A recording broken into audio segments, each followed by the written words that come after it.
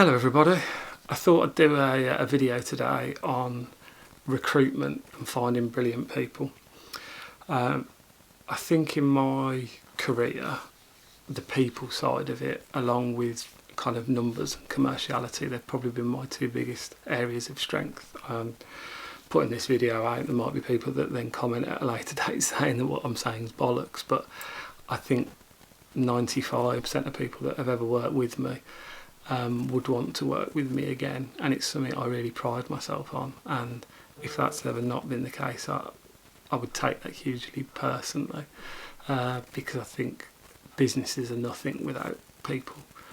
People make it. You might make a product, you might offer a service, but actually what defines the company is its people and its culture. So I thought I'd do a video today on what do I look for when I recruit and how do I go about it. So point number one, maybe controversial, value ability above skill. In my view and in my experience, particularly my experience of myself, skill can be taught, ability cannot. Someone has an inherent ability, and ability is different, whether that is to be a chef in some of the businesses that I've managed, to be an operations manager, to be a HR manager, to be an accountant. And when it comes down to then skill is the learned part as far as I'm concerned. So getting the right people is a huge part of running a successful company. Ability is measurable, it's tangible. You can see it in a person, you can understand it in a person, but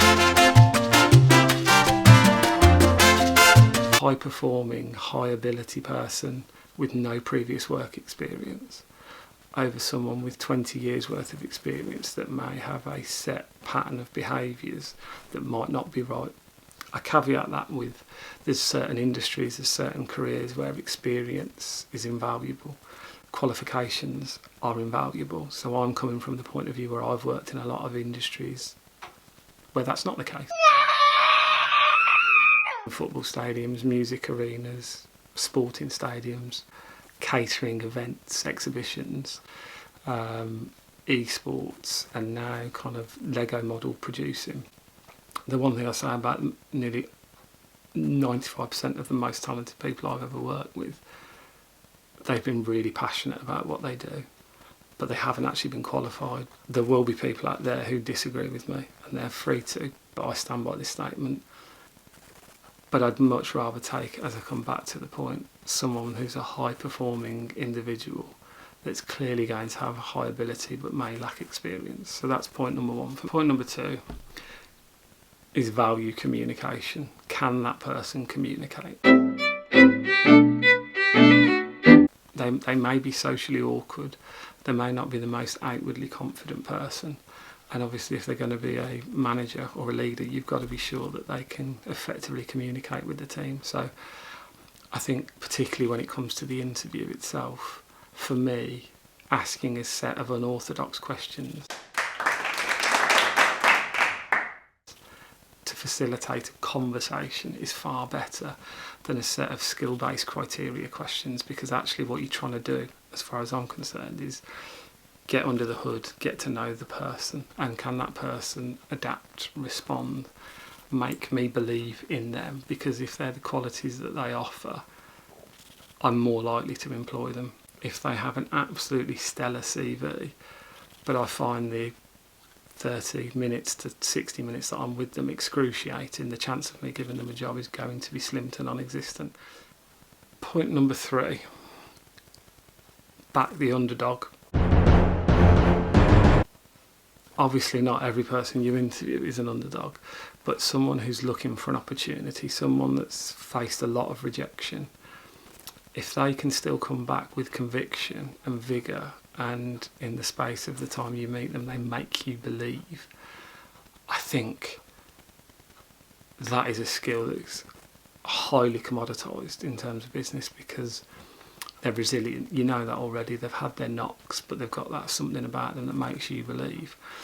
But if you give that person a job, they will knock down brick walls for you. They will be the hardest working person. They'll be the first in, they'll be the last out, and they will be loyal to you to the day. People who I'm working with today as I record this that first started working for me 8 years ago, I've worked with now that this is their second or third time working with me, and they've followed me into entirely different industries, from catering to esports, from esports to brick and plastic model production.